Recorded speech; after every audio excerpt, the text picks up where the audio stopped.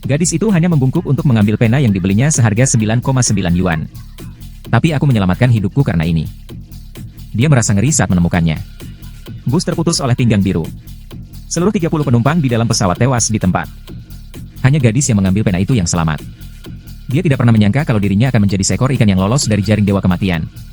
Darah berceceran di sekujur tubuh gadis itu. Namun, angin pinggang ini bukanlah angin pinggang biasa yang disebut. Kematian tidak pernah melepaskan orang yang sedang sekarat. Kemanapun angin pinggang bertiup, semuanya terbagi menjadi dua.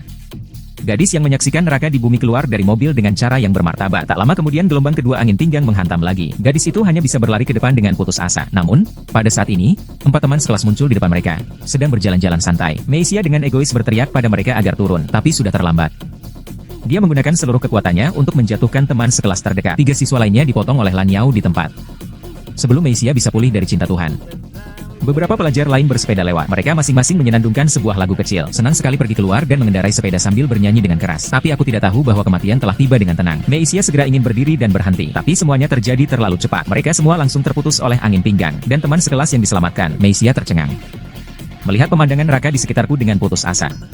Naluri untuk bertahan hidup mendorongnya untuk terus berlari menyelamatkan diri. Dia berjalan melewati hutan. Meisia tidak tahu sudah berapa lama dia berlari. Dia datang ke sungai. Ada juga tubuh-tubuh yang tercabik di kedua sisi sungai. Dia berganti pakaian bersih. Membasuh sepatu boot di muka dengan air sungai. Setelah menyesuaikan status. Aku kembali ke sekolah dengan suasana hati yang gelisah. Tapi dia tidak akan pernah memikirkannya. Situasi di sekolah jauh lebih mengerikan daripada apa yang baru saja dia alami. Pikirannya kosong. Saya masih tidak mengerti apa yang terjadi. Lalu angin kencang lainnya bertiup. Nixia jatuh ke tanah seperti refleks. Tubuhnya tak bisa berhenti gemetar. Pada saat ini, sahabatnya menemukan bahwa Meisia berbeda. Melihatnya dalam keadaan tertekan seperti itu. Pacarku khawatir. Saya segera membawanya ke ruang kelas yang kosong. Ketika saya tiba di kelas dan tidak ada seorang pun di sekitar. Saraf tegang Meisia akhirnya sedikit rileks. Dia menceritakan kepada sahabatnya segala sesuatu yang baru saja dia alami. Setelah mendengar ini, pacarku jadi ragu. Dia tidak percaya apa yang dikatakan Meisia. Dia mengira Meisia pasti bermimpi buruk dan berbicara omong kosong. Untuk membuat Meisia sadar.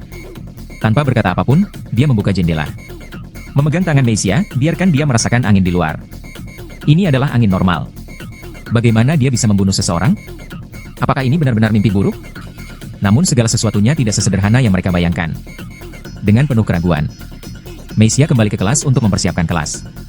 Namun ketika dia mengambil buku pelajarannya, kengerian itu terjadi lagi.